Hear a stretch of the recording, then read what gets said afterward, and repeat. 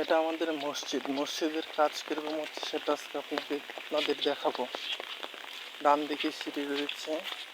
মসজিদের কাজ মোটামুটি শেষ।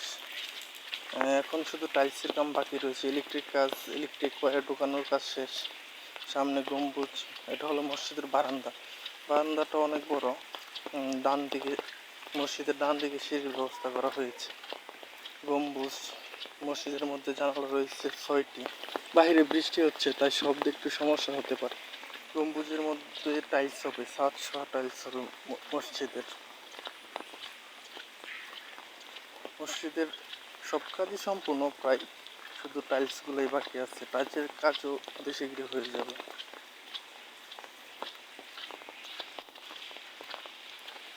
এটা হলো মসজিদের ভিতর থেকে বাহির। এটা হলো ভিতর এবং বাহিরের রাস্তা। মসজিদে একটি রাস্তায় ভিতর এবং বাহিরের জন্য। সামনে রয়েছে টয়লেট, প্রস্রাবখানা, আর পাশে রয়েছে কবরস্থান। আর মসজিদের পাশে একটি